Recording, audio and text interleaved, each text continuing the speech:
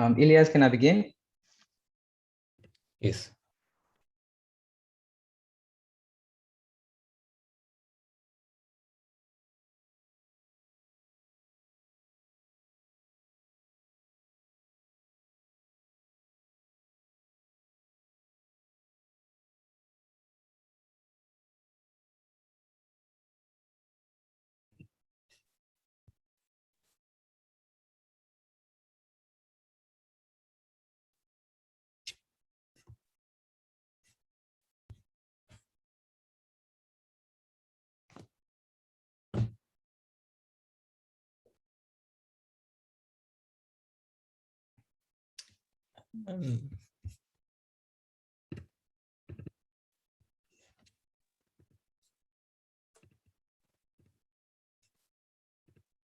Okay, Riyad, I've made you co-host and we can start now, inshallah. Sorry about that. It seems as if when you started the recording, then it kind of just threw me out. But anyway, so let's begin. Okay, assalamu alaikum, everyone. Hope everyone is doing well this evening. I'd just like to welcome everyone to day 3 of Islam Week. For those of you who don't know me, my name is Riyad, and I'm the head of the postgrad portfolio for the MSA. We're fairly new, but we've been around for 2 or 3 years.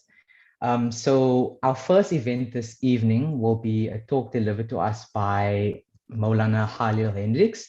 Just a little bit about Maulana. He completed a Bachelor of Business Science at UCT. Currently, Maulana is a management consultant by profession, but he's also the director of the Mizan Institute and the Inlight Foundation, which is an NGO.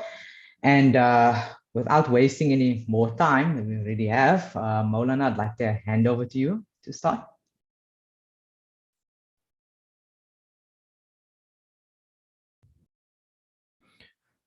بسم الله الرحمن الرحيم الحمد لله رب العالمين والصلاة والسلام على أشرف المرسلين سيدنا وحبيبنا مولانا محمد صلى الله عليه وسلم وعلى آله وأصحابه وبارك وسلم سبحانك لا علم لنا إلا ما علمتنا اللهم علمنا ما ينفعنا وزدنا علما يا مقلب القلوب ثبت قلوبنا على دينك آمين. Shukran, Brother Riyad, and Assalamu alaikum wa rahmatullahi wa barakatuh to all our viewers. Alhamdulillah, we first of all start with the thanks and praise to the Almighty, our Creator, and our salutations upon our beloved Messenger Muhammad sallallahu alaihi wasallam. May Allah bless this session. May Allah ta'ala guide us. Allahu Ameen. Choosing one's career is quite a daunting task. I was trying to think about, is it harder to choose your spouse or harder to choose your career? And I was also thinking about, is it harder to change your spouse or change your career? Because I think those two choices in your life are probably going to be the most significant, impactful choices that you make for your life. Is who do you choose to spend your life with? And what do you choose to do with your life's work? And it is quite a daunting task. And so let's have a discussion, inshallah. I will maybe present a few slides, and then afterwards we could have some maybe Q&A or some discussion around some of the practical elements around it, inshallah ta'ala. So I think let's just start at the Islamic foundations. There are certain core foundations, messages within Islam that always peg and always form the foundation of the discussion.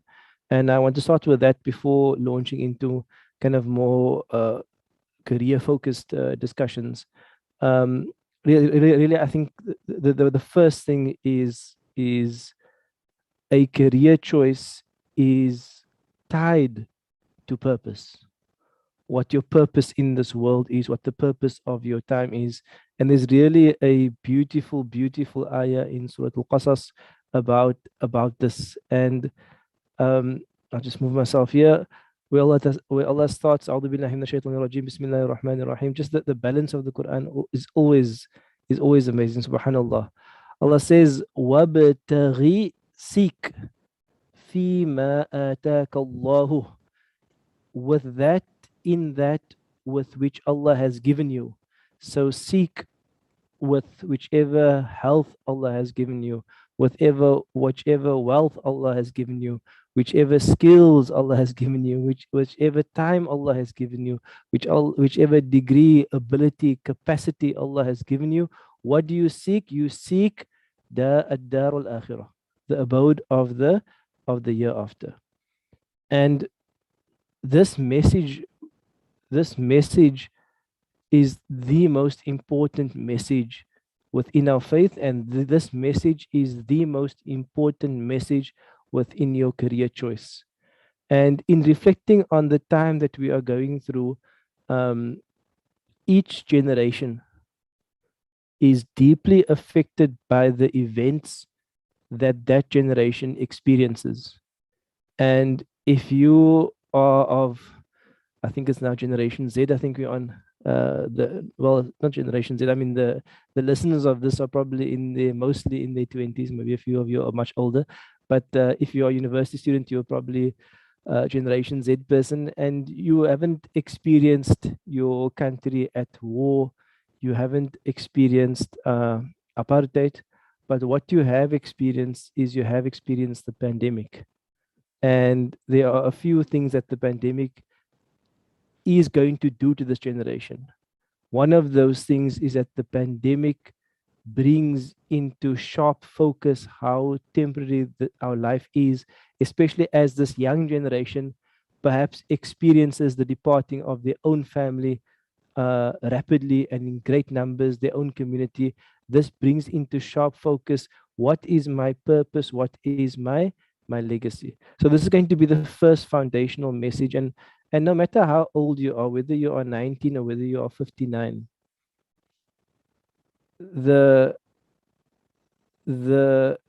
your time in this life is a mere few moments. And if this doesn't form the foundation of any choice, whether it be a career choice, a marriage choice, how you choose your time with your friends, anything, this has to be the foundational choice. And then the verse continues, and the verse is so beautifully balanced, because the verse continues, and the verse says, وَلَا تَنْسَ نَصِيبَكَ مِنَ الدُّنْيَا. At the same time, while you are striving for the year after, and we'll discuss what that means in more detail later on, Allah also mentions, don't forget that you have a share of this world. Don't forget that you have to live in this world. You have to consume from this world. You have to find comfort in this world, and shelter in this world, and happiness in this world. So Islam is always balanced in the sense that, yes, I have the ultimate consciousness in mind that I'm going to meet Allah and see Allah and give account to Allah for my life, but I also have a life to live, and that life to live is part of that journey towards Allah Ta'ala. And this is the beauty of Islam, is this real balance. And then Allah says, وَأَحْسِنْ كَمَا أَحْسَنَ اللَّهُ إِلَيْكَ, and do good. And the word ihsan is from this word beauty. And do good and display beauty as Allah has done good and Allah has been beautiful to you. And this speaks to the moral, ethical character element, that no matter if you're going to be an investment banker, or you're going to be a medical specialist, or whether you're going to be a lawyer or an attorney, doesn't matter what you are going to be, you have to be that with ihsan. You have to be that with beauty. You have to be that with goodness. You have to be that with beauty of character, no matter what field you are in. And that ihsan, it ultimately, the pinnacle of that is the Prophet sallallahu alaihi wasallam. And if you carry yourself with that in whichever career that you have, you are emanating prophetic light through whatever you do. Because a believer is always tied to this concept that I am a believer all the time. And Allah says, وَلَا تَبْغِ الْفَسَادَ فِي الْأَرْضِ. And the minimum for doing good is not to cause harm. The minimum for doing good is not to make things worse. And Allah says, وَلَا تَبْغِ الْفَسَادَ فِي الْأَرْضِ. And do not seek to cause corruption and pollution and decay and illness fil ard, in this world. Inna Allah la yuhibbul mufsidin. Allah does not like those who corrupt and those who spoil. So this verse is really very well balanced as a foundational principle towards launching our discussion with regard to careers, because your Islam is central at every moment in your life. Your Islam is central within your studies. Your Islam is central within your career choice. Your Islam is central within your marriage. Islam is central within every human relationship that you have. It never leaves you. It never separates from you. And we have to carry this consciousness in any field that we enter into.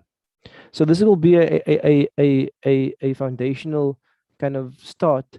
And then how do we seek the year after, which is the first command of this verses, previous verses. How do we seek the year after? And many ulama have made this, just ignore the bottom part. Many ulama have made this distinction that when you seek the year after, there are two rights that you fulfill. The first right is going to be the rights of Allah, that you have a relationship between yourself and Allah. Even if you are 19 and 20, your first, second year university, whatever your status is, whatever your condition is, you have a relationship between yourself and Allah. And the relationship has a degree of formality, in the sense that you are expected to formally pray to your Lord 5 times a day. You are expected to fast for the sake of your Lord. And it also has a degree of intimacy, that you call upon Him when you are in need, in desperation, when you feel lost. There's a intimate, personal aspect to this relationship, and there's also a formal part. I'm not going to focus too much on that for now. And then the second part is that to attain paradise and attain the pleasure of Allah Ta'ala, there has to be the fulfillment of serving creation, fulfilling the rights of creation, the rights due upon you. That you have to make a difference you have to help creation, whether that help is for your family, for your neighbors, for your community, for your country, for the unemployed, for the oppressed. You have to do good with your time. And I want to focus on that second aspect now, and I want to use this as a framework for choosing a career. And because there's such a how do I navigate all of this? So I'm going there's 3 elements that I would like to focus on. And the first element is that when I am choosing a career, will my career help serve people? Will it make a difference to societal challenges? Will it solve problems? That's going to be the first thing. And I'm not speaking here that I'm not excluding any industry. I'm not saying that an industry like teaching or medicine is superior to law and engineering. I'm saying that whatever industry you are going to engage in, whichever degree of study that you have, there are different types of jobs, there are different types of companies, there are different types of roles. And within your chosen role, is there an element that you are going to make a positive difference to society? That's going to be the one question. And this question is going to determine your choice of industry, because perhaps your skill is something which is perhaps transferable. Perhaps you are in the accounting industry, or perhaps you're in the marketing business, and therefore you are able to use your skills in multiple industries. So which industry are you going to choose that's going to make a real difference? There's going to be differences in environment. I often encourage my students to consider a career in public service with the government of South Africa, whether it be local, provincial, or national government.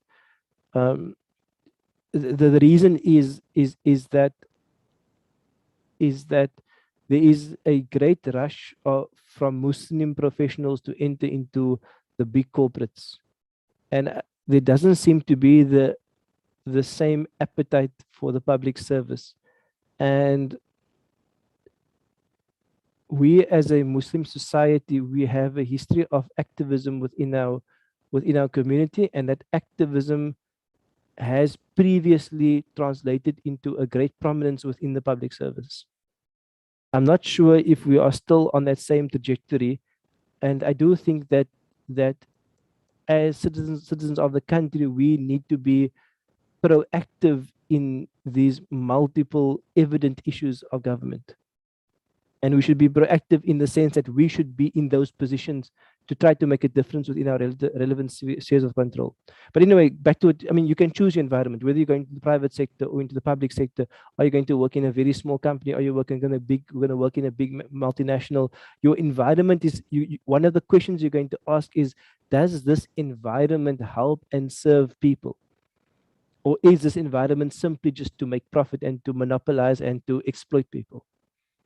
These are real questions that we have to ask ourselves, because we should be part of the solution, wa ahsin, not part of wala tabtaghil fasad, and do not seek corruption. And then also with regard to organizational values, do my values align to the organization? And the last thing I want to say, and it might sound a bit odd, but how much do I need to earn? And the reason I mentioned that is because for many of you, you have an immediate social responsibility to your own families. That yes, one day you will take on a spouse, inshallah, you will have children, inshallah, but you might also need to support your parents and support your siblings and support your cousins and be a source, because a university student is very much in a privileged position in terms of opportunity and in terms of earning potential.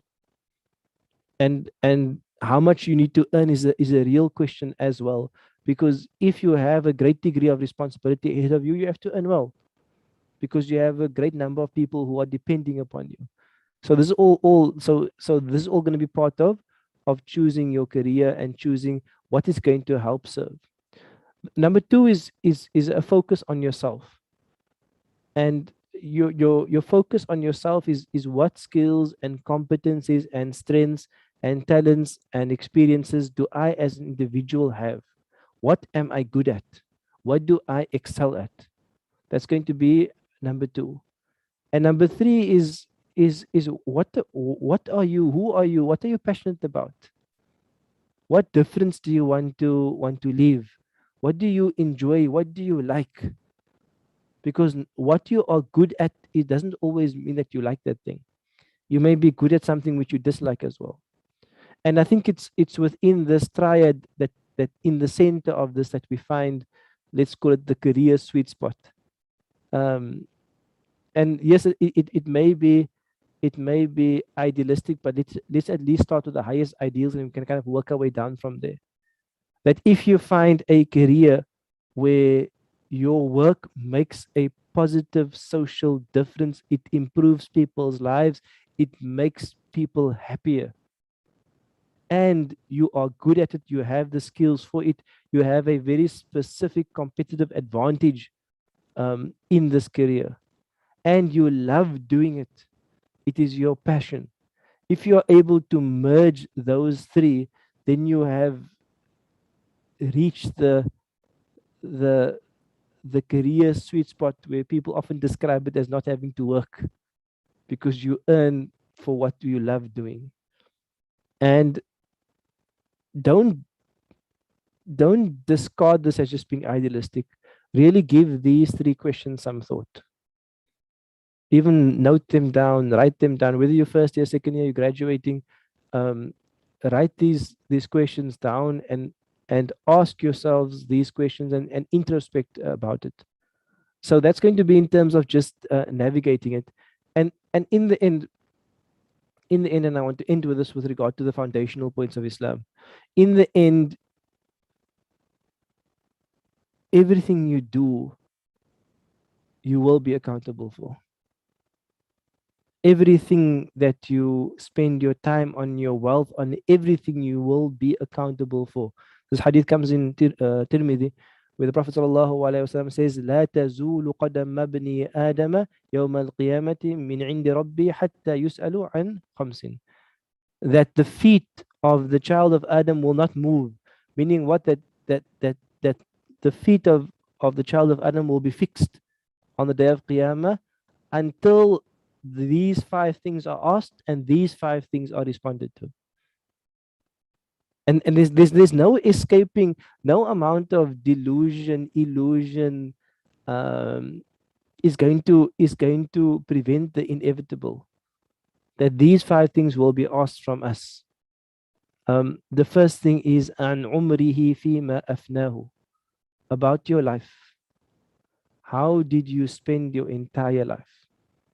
And if your life can be a life of service, if your niyyah, your intention behind your career can be, Ya Allah, I want to serve people with my career. I want to make a social difference. I want to help people. And at the same time, I want to earn a living to support my family and to support my community. Then your entire life is a life of service, and you can answer this question on the day of Qiyamah. This was my intention, Allah. Because we have to escape this toxic materialistic mentality. It is completely detrimental. That this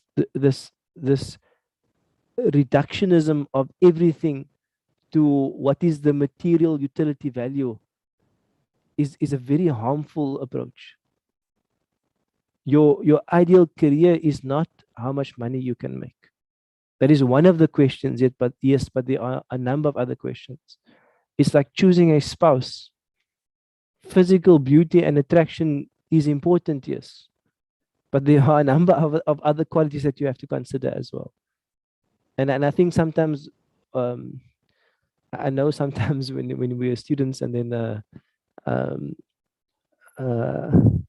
you're often not earning an income. Maybe you're tutoring, you're earning some money on the side, tutoring or working in the library, and the allure of a full salary and a really good salary is very powerful. But there has to be a choice, and there have to be factors beyond that. The second part is that each person will be asked about, and if you're young, this is especially for you. وَعَنْ شَبَابِهِ فِيمَا أَبْلَاهُ. And each person will be asked about the youth, the young days. And in Arab culture, you're a youth until you're 40. So you are in the prime of your youth now. فِيمَا أَبْلَاهُ. How did you wear out your youth? How did you spend all that youthful energy? And in a time of great challenges, try to be of those who will say, I tried, Allah. I tried in a crazy world to still please you. I tried in a world where people acted as if you didn't exist. I tried to make you my number one focus, to make you my world. The next question, وَمَالِهِ مِنْ أَيْنَ اكْتَسَبَهُ. And about this person's wealth. Where did you earn your wealth? وَفِيمَ أَنْفَقَهُ. And where did you spend your wealth? Where did your wealth come from? Were you earning a salary? Were you earning a profit? Were you earning revenue on that which pleases Allah Ta'ala? Or on that which was destructive to society?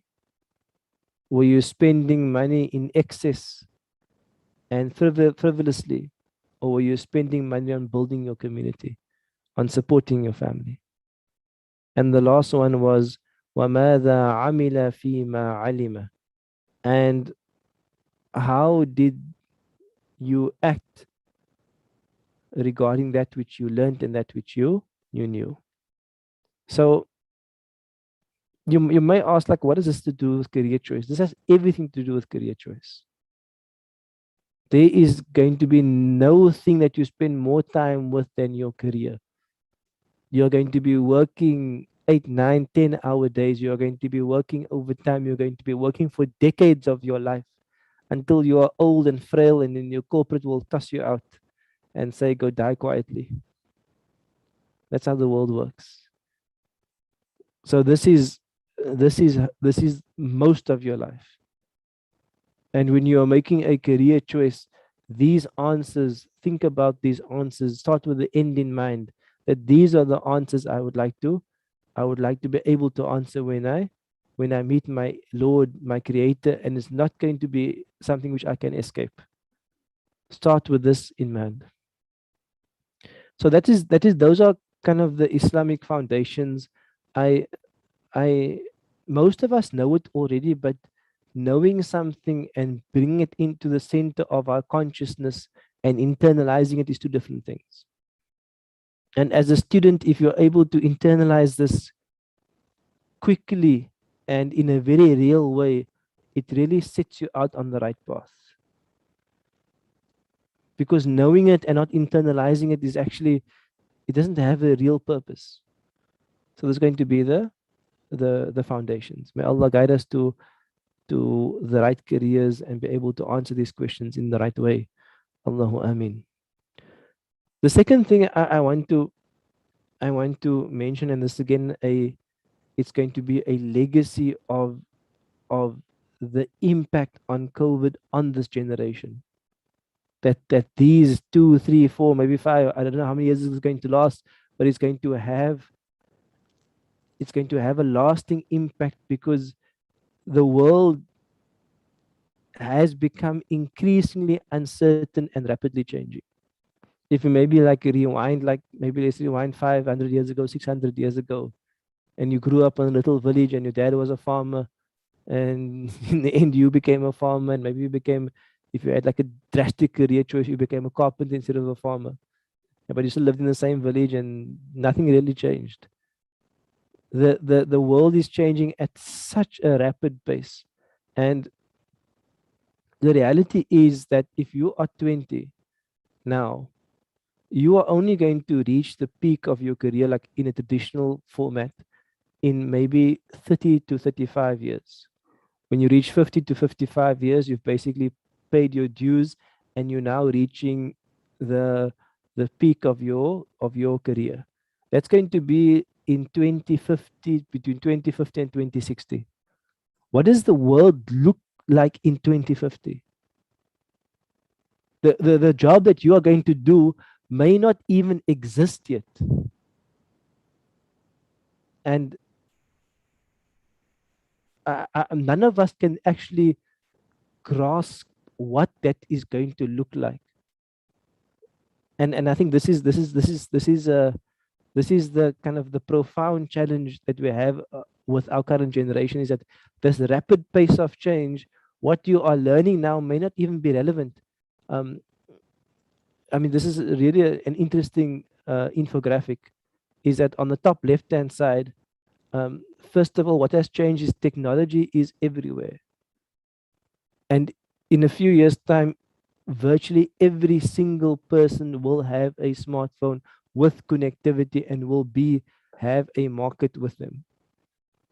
Number two is that there is just an enormous amount of data, an enormous amount of information. It's no longer that you need to pay a huge amount of money to access an industry expert and sit with them in the lecture theater for 4 years to learn what they know. The foundations of their learning are publicly available. And the amount of data being generated is just overwhelming. I mean, the third one is interesting, is that changing the nature of a career, 2.5 to 5 years half-life of skills, which means that every 2.5 to 5 years, half your skills won't even matter anymore. just the pace of change is so dramatic. The next one is that millennials will be 50% of the workforce, and millennials are those who are comfortable with technology. It's not like those who are in control now. Those who are in control now are what do you call them, digital migrants. They are only grasping technology now, whereas millennials would have grown up with technology. It's going to fundamentally change the workplace. Computing, AI, technology is becoming much more affordable. Next one's quite interesting. The explosion in contingent work is that the nature of work will be very much kind of part-time, on-demand, freelancing, the gig economy. It's not going to be the same in the future. And I mean, the last one is the number of jobs that are vulnerable to automation. 35% in the UK, 47% in the US, 77% in China, and I would believe us to be on the higher end. We are still a very kind of manual economy. And the reason I want to mention these things is because there's a sense of, let's call it maybe like a sense of false comfort that we can take in our degrees. That one day when you finish your business science degree, or when you finish your BA degree or your BSc, that sense of comfort that I have a certain set of skills and I have the papers to prove it, and then the world is going to open up to me. And I don't even think that the lecturers and professors really know. I don't think any of us know what this world looks like in 5 to 10 years time, let alone 20, 30 years time. And it requires a different type of student, a different type of mind to navigate future careers. And I just kind of made some notes on things which I think is important. And I think from a design point of view, one can kind of view your career as there is a certain future going to happen, and I need to fit into that future and find my place. But a very different type of mindset is that no one can predict the future, but I can be a part of building the future. And it's not far-fetched. I mean, how many of our disruptors now are under 40, are in their 20s, in their 30s? It's not something which is far-fetched. It's something which is real and happening at this moment. And I think that it's two different mindsets. So I'm gonna go from the left to the right. On the left-hand side, there's the kind of this over-reliance, like waiting for the future is over-reliance on qualifications. I have a degree, and therefore the world will open up to me. That qualification, yes, is a good foundation as an entry point in a good skill set. But if you are part of building the future, your skill set and your knowledge has to really be much more diverse than your just chosen course of study.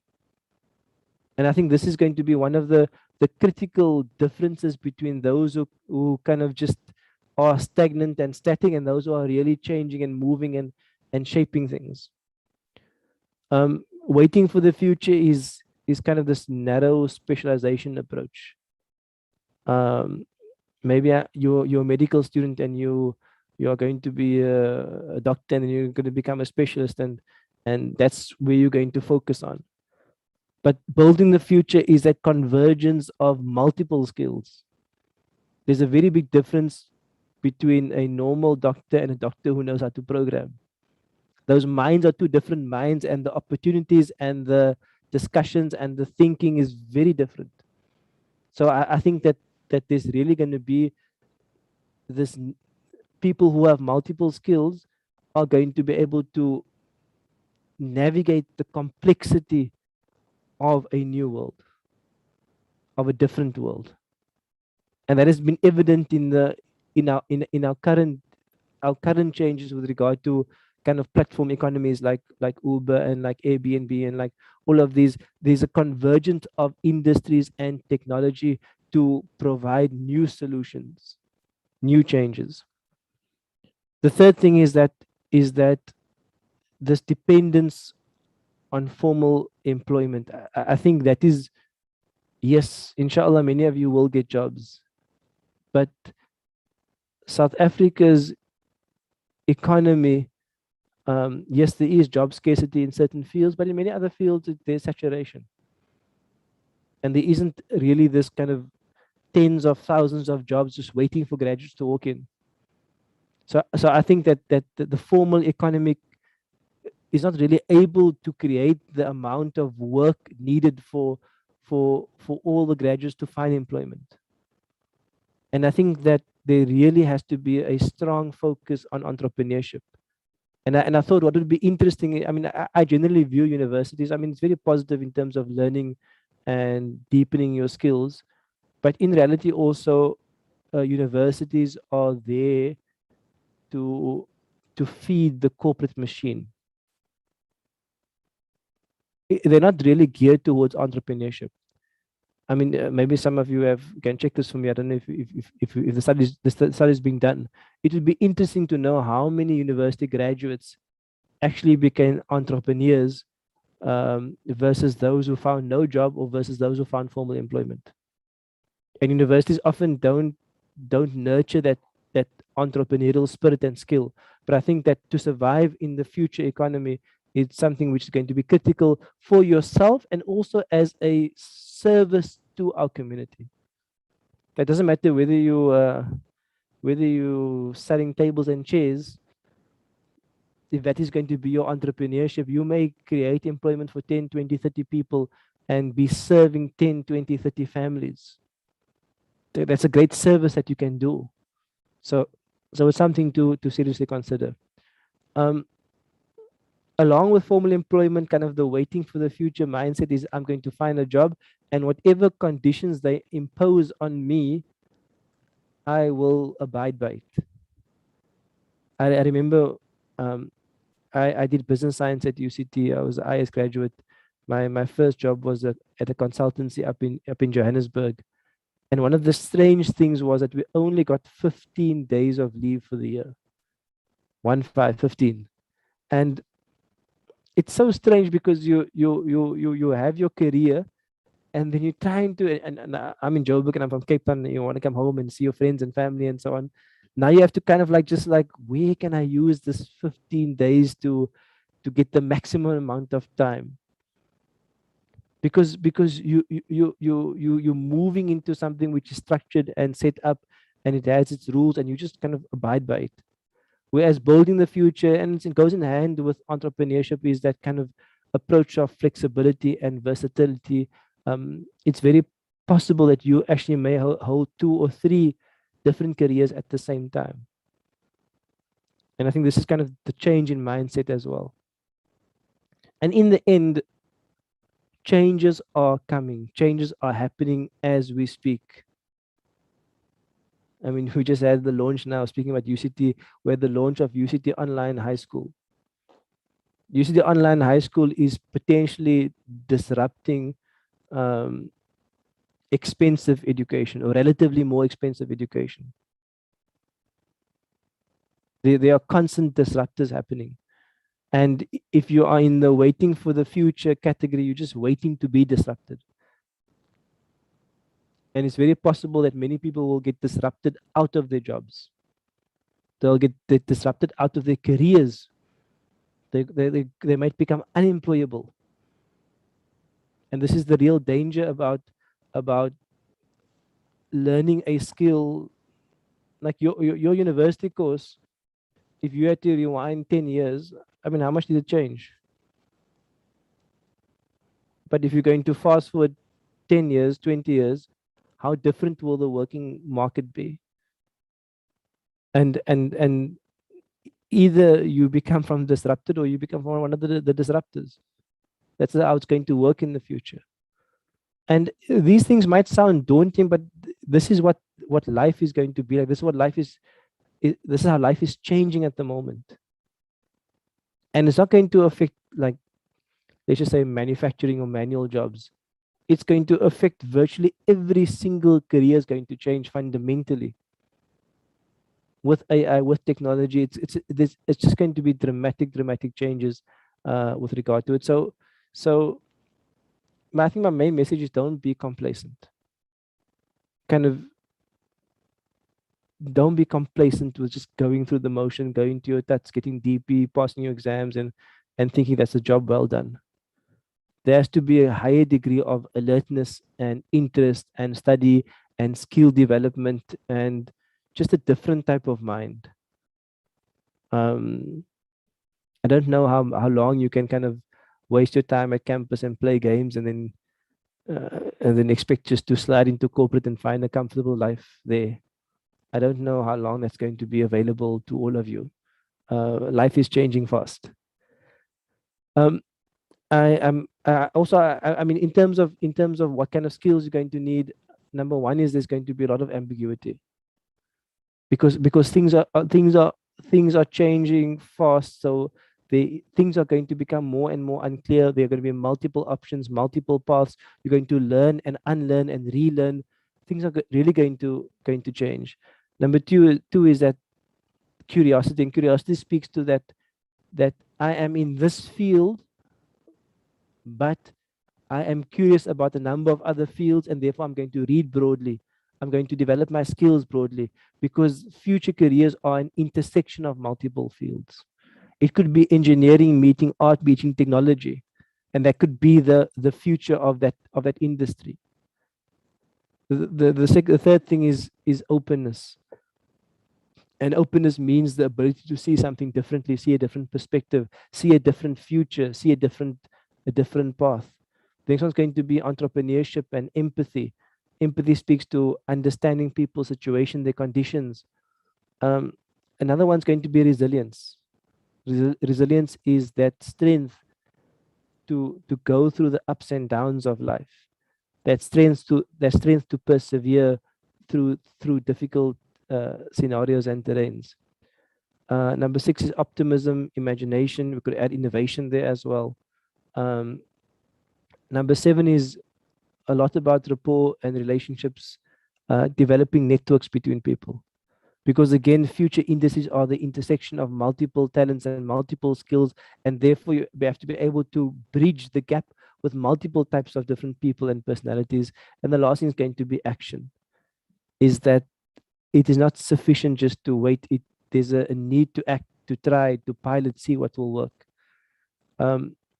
There's an interesting study or an article by Get Smarter, where they mention five skills, and there's going to be more on the kind of specific skills. Number 1 is digital literacy. Is that technology is so pervasive that it doesn't matter which course of study you are doing now, at least acquire some technical skills.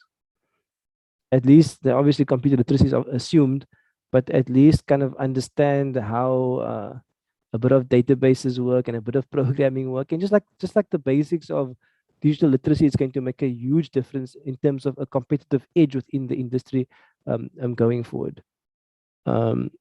Number 2 is going to be analytical and critical thinking. In a world where there is an abundance of data, like there's no shortage of data, how does the future employee understand and navigate these mountains of data and these mountains of information and positions? This kind of clarity in critical thinking, and I mean, it's interesting because much of the Islamic sciences are geared towards critical thinking. If you think of things like usul al-fiqh, you think of things of ilm al-kalam, you think of things like mantiq, these are actually geared towards developing critical thinking tools which have been kind of studied and learned over hundreds of years within the Muslim society. Number 3 is going to be self-management, and I think another legacy of COVID is that it's not going to be about how many hours you clock in. It's going to be about output. What are you able to produce? And there are companies now who are closing their head offices and they're adopting a work from home model or a hybrid model, and really to progress and to advance and excel is going to depend on how hard and how well you're able to manage yourself. Number 4 is going to be social and emotional intelligence, and number 5 is going to be leadership. That are you going to be one of those who are going to take the lead, or one of those who are going to just kind of fall in? My final slide, and I think I'll leave the rest of the session open for discussion if we even have time left. My final slide is what can you do now? And this is just kind of thoughts from my own self is number one is just really I understand university culture, and unfortunately there's a lot of like wasted time at university. There's a lot of not taking it seriously. Despite the fact that it's a great privilege to be there, and despite the fact that it's really expensive to be there. And many of you are there on the account of your parents' hard-earned money and years of work. My advice, I'm not saying I necessarily follow this advice myself, but really work hard on all your subjects. You will see their value later in your career. Like I remember when we did business science, we did a range of subjects from business law to marketing to stats to economics to databases. And I can tell you after many, many years in the workplace, those different elements help you to kind of intersect multiple fields into one problem. So even though you might say, I don't like this subject, I don't know how this is relevant, who cares about demand and supply graphs? Who cares about Visual Basic programming, or whatever the case is, don't have the attitude. If this is your course of study, put in the effort, work hard, master that content. It will come back and will help you at some stage in your life and in your professional life as well. Number two is I know that you are very kind of degree focused and not career focused, especially if you're first or second year. Sometimes even like the last thing thinking about your career, because you're so consumed by my degree. I have to do this and this and this and this. It's almost like we're looking down and we can't look up to the future. And then we look up at the end of third year, fourth year, and then, okay, where do I go to now? But rather look up now. Look up now and see the end. Start studying careers, start studying your industry, start understanding who the role players are, understand different companies, corporations, organizations, and start with that end in mind. Where do I want to be? Because otherwise you kind of have this drift from like degree to degree I'm going for this major, now I'm going for this major, because there is no really kind of focus beyond the degree. So start with the focus beyond the degree within the beginning of your degree. And it's not easy, but at least start a conversation with yourself and that study, and speak to industry professionals, speak to people who have been in different industries for years. Intern if you can, job shadow, visit corporations. Just be kind of proactive about your career. Make those kind of links so you can work on those elements now. Number four is just broaden your skill base, read widely, acquire multiple skills, take extra courses. It's going to definitely help you. Number five is meet people at university. Don't just stay in your clique of 3 and 4 people and you hang out in Jamie Steps every break for the next 5 years. Kind of like meet other people. You don't have to be best friends with them, but meet them. Get to know people. The people that you're going to meet now are going to be the industry leaders in 10, 20, 30 years time. So at least get to know them, make some connections, meet new people, change perspective, help develop your openness. All of those skills that you are going to require one day in your career, you can start applying those now within your networks. You're going to be putting to chat groups, get to know those people, chat to them, discuss with them, just kind of network with people. Number 6, and I have just 2 left. Number 6 is start a career now. It sounds weird, like your first or second year, but I think the barriers to entry to starting any sort of business now is, with technology, it's like there's much lower barriers to entry.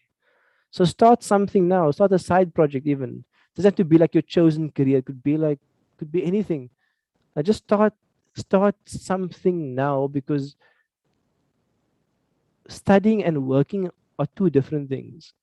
And no matter how much you Google what is work like, you won't know what work is like until you work, and what success in the work requires until you actually do it.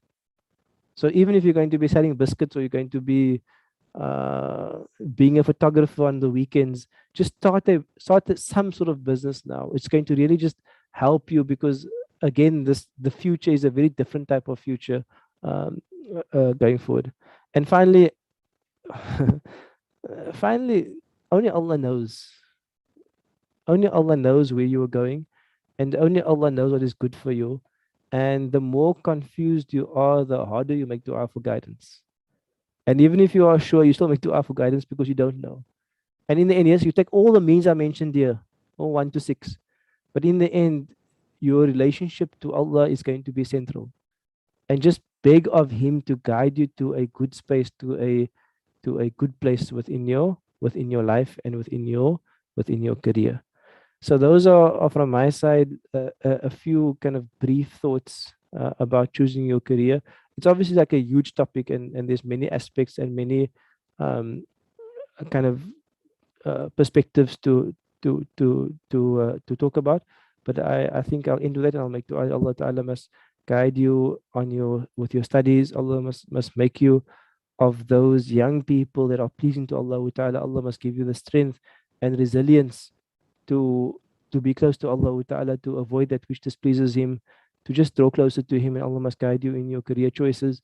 Allah must make you all find good spouses, inshallah, raise beautiful families, and have wonderful careers of service. And may Allah provide for you, because He is the one that provides. Allahu Amin. Wassalamu alaikum wa rahmatullahi wa barakatuh.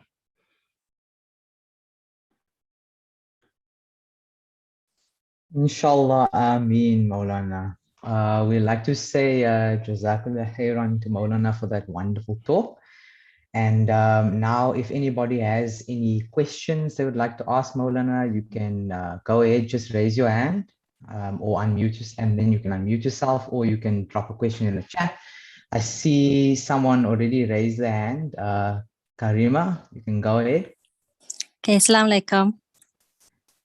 Assalamu alaikum. I'm actually here as a mom of a 17-year-old. And special to us. I think one of the biggest challenges, being from the other generation, the post-apartheid generation,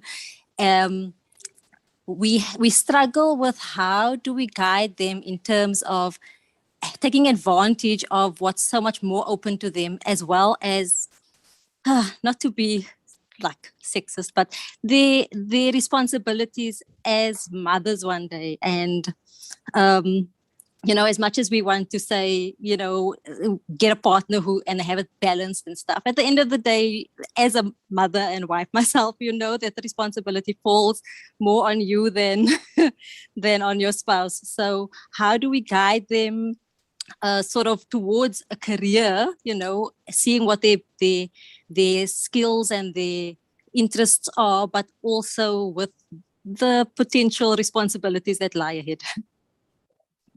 Okay, shukran for that. I think that's such an essential question, and it's something I didn't touch on with regard to the talk, is that the talk really focused only on your career, but in reality that you are going to have multiple roles in your life. You're going to have a role as a father, you're going to have a role as a mother, especially husband, wife. You're going to have so many roles in your life, and your career needs to afford you that requisite flexibility and suitability for those roles in your life. And I think whether you're a mother, whether you're a father, if you're going to, for example, take a very kind of corporate job that is like 8 to 6, and you have like your 4 months maternity leave, and you have like your 15-20 days off, you are not going to see your children often. And that's a very tough choice to make for both a mother and a father. People kind of, the gender thing is kind of very, maybe it's another discussion. But let's just say that you're going to have to have that. You're going to have to have that flexibility. So I think whatever career you are choosing, I think that having that flexibility is going to become more and more paramount if you want to be an active parent and an active member of your family, to nurture your family and to guide your family in very difficult times. And I think that's going to be essential. And with regard to the skills that you need in terms of raising a family, managing a household with your man or woman, those skills for me have to be nurtured along with your kind of academic skills. Is that we need to learn to kind of self-manage our own lives. But definitely within career choice, I would say that think about, does this career afford me the requisite flexibility to fulfill the other roles in my life that I want to. I haven't spoken much about my own life. Some of you know my story, and some of you don't. Is that I had a full-time corporate career, and I left it because I wanted to do other things with my life, and I wanted to have the flexibility to do other things with my life and have more time with my family and to serve my community. And I've personally been down that journey, and it is possible. It is possible for everybody. And so factor that in mind. And that's what I speak about. If your mindset is, I'm going to just get into this kind of full-time profession, that's where I'm the level of the time, that's a choice you make, and there's consequences to that. But perhaps have a different mindset, that there are different ways to navigate your career, inshallah. Okay, there's another question, a couple of questions in the chat. Abdullah says he's a first-year BA student in Islamic Sciences, and he would like his educational journey to be an integral part of the career choice that he makes. What are the career options for a student of Deen? The career options for a student of Deen, I think that's obviously a broad question, because a student of Deen, and I think what he means student of Deen, means is a student of Islamic Sciences, can obviously like serve formally as an imam or a teacher, which is kind of very formal role, and that those options are available. You're not going to get paid very well, but you'll have a good time, inshallah. But the students of Deen are needed also in every other science as well. They are needed in the financial world. They're needed in the environmental studies. They're needed everywhere, basically. So because Deen is not just the Deen is the intersection of all of life. Deen is the intersection of all of life. So if you have Deen in marketing and Deen in accounting and Deen in medicine, there is still Deen in those spaces.